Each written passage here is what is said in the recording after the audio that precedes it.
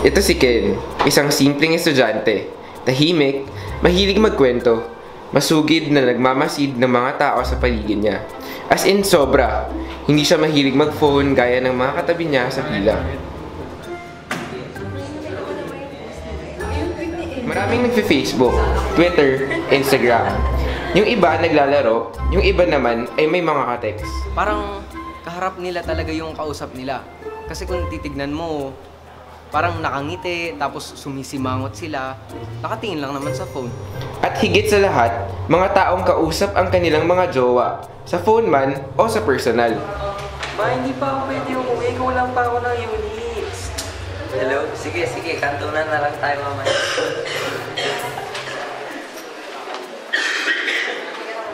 Hello po, Tuya. Guys, Snapchat! Siyempre, hindi lang yan ang napansin niya. Nandyan din ang mga taong super naiinip na.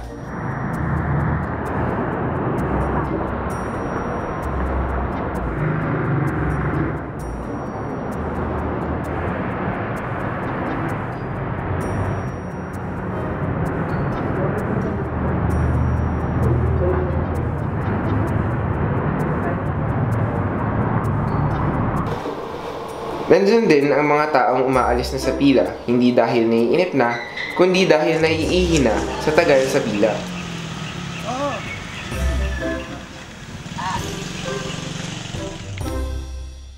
Siyempre, hindi rin makakalimutan ni Ken ang magkwento, lalo na tungkol sa mga madalas niyang makasabay sa pila.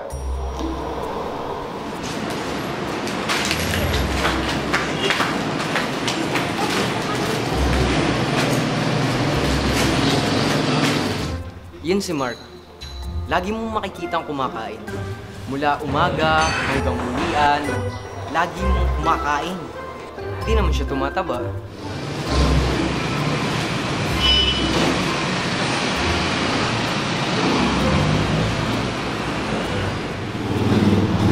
Girl! Kumusta ka na? Oh my God! Yun naman si Jessa.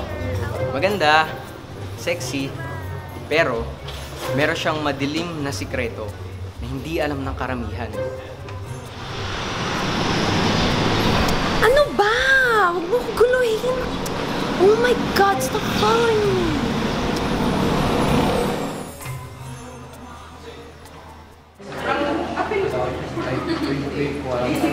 Ito naman si John. Boy next door ng mga kababaihan. At kalalakihan, maraming nagkakagusto sa kanya.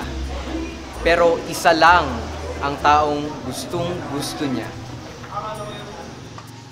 Yun naman si Angel, girlfriend ni John. Maganda naman siya, lalo na sa paningin ni John. Pero insecure pa rin ang lola mo eh. Kahit ilang beses silang maglampungan ng jowa niya, hindi pa rin tumitigil si Angel sa katitingin sa mga babae sa paligid niya na para bang aagawin nila si John.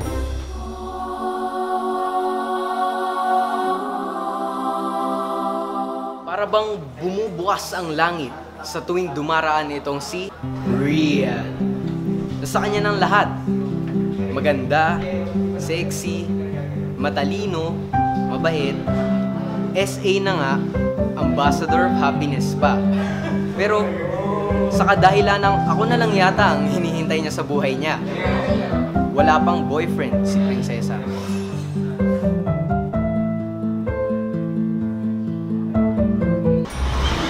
Uy, Joe! Uy, kamusta? Okay naman ako. Ikaw Pogi ba? ka ngayon, ah. Pogi nga. Mas mabuti sana kung hindi na siya kasama sa kwento ko. Kakagulo kasi. Pero ito nga pala si Joe. Katulad ko siya na mahilig magkwento. Kaso, kung ako mabait, siya, saksakan ng sama. Nagpapanggap lang yan na mabait.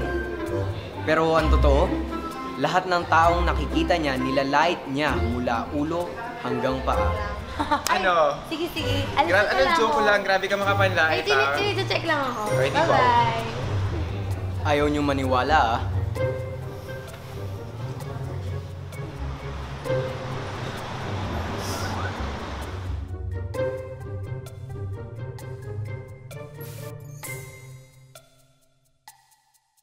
Hindi lang nagmamasid at nagkakwento si Ken.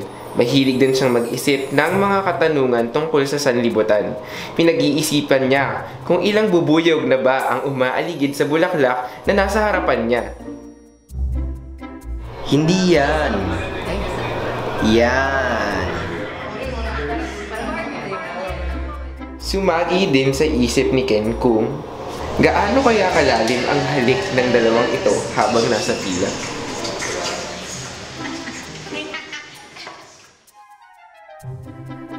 Paano ang payat-payat pa rin ni Mark kahit sobrang takaw?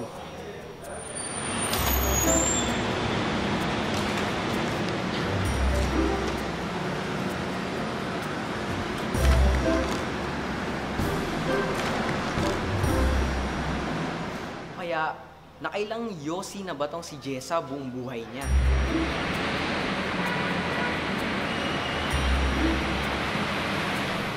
Hindi kasi yan.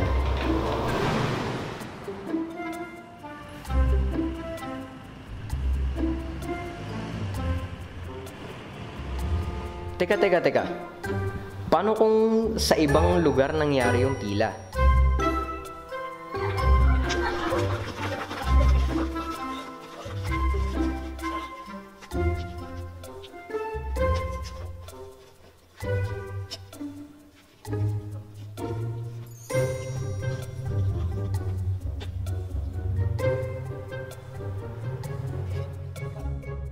Ano kayang susunod na mangyayari?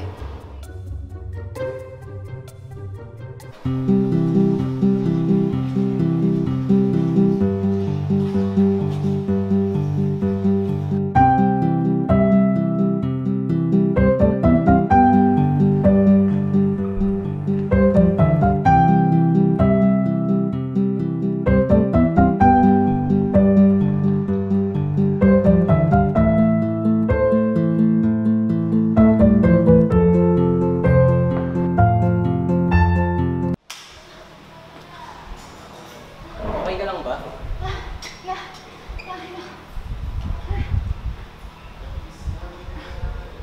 My God, yung food ko.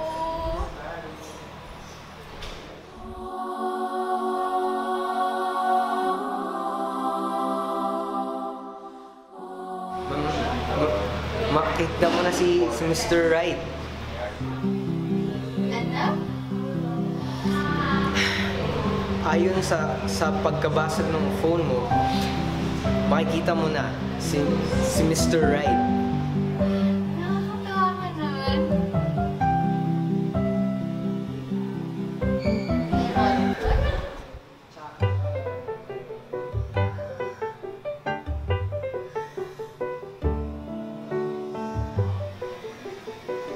Oh my god, I'm so sorry.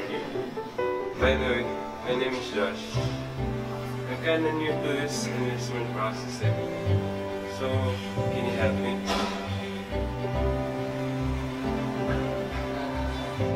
Mr. Red? Pardon? Okay. Let me see your paper.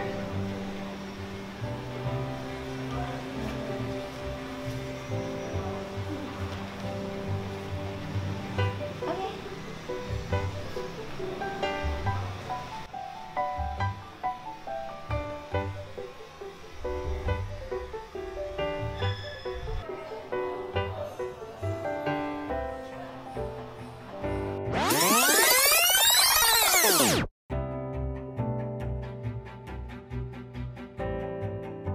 Uy! Totoo ba talaga yung ginawa mo? Talagang alam mo na makikita na si Mr. Right dahil... Ano ba to? Sorry, John. Kailangan ko to.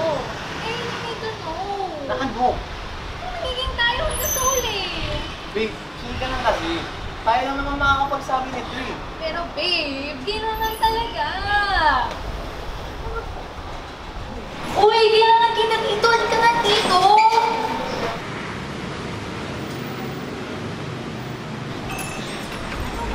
Uy, please. Babe, bitawan mo yan. Malaman. Bitawan mo yan. Bitawan mo nga sabi. Paano? Kailangan ko malaman, please. Please, sabihin mo na sa akin. Bitawan mo nga sabi. Kailangan ko malaman naman ano Tingin ba? mo na yan. Kailangan ko malaman. Hindi nga, wala ka kailangan. Kailangan ko malaman. Babe, isa. Kailangan ko malaman. Babe, wala kang kailangan malaman. Tingin mo naman ako. Wala. Ano ba kailangan ko? Kailangan ko kasing malaman. Kailangan. Tingin mo naman kita. Babe. Kailangan ko malaman. Wala.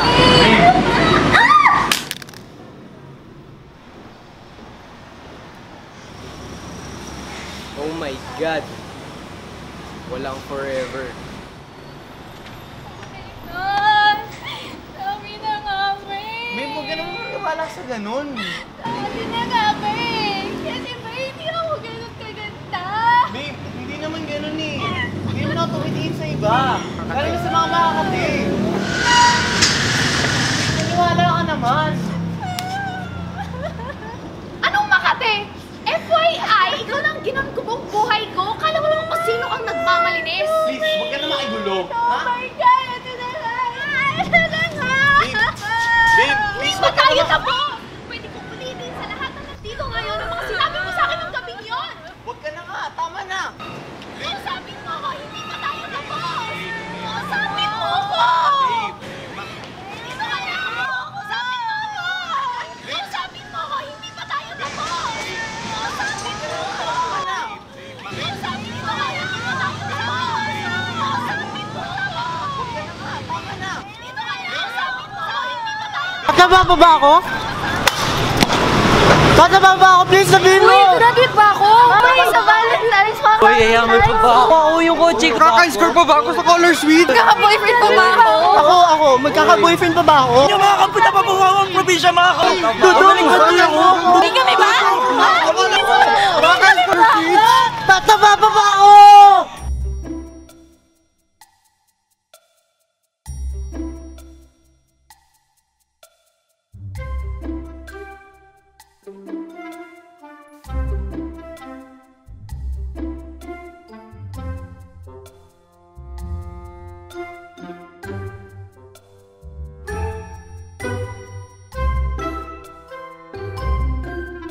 Ganyan kasi talaga ang tao. Lahat ng bagay gustong makamit. Lahat ng bagay gustong malaman. Dahil sa kagustuhan, madali tayong maloko at madali ring manloko. May kwento ng kalokohan, may kwento ng katotohanan, pero hindi lahat ng bagay dapat agad maniwala.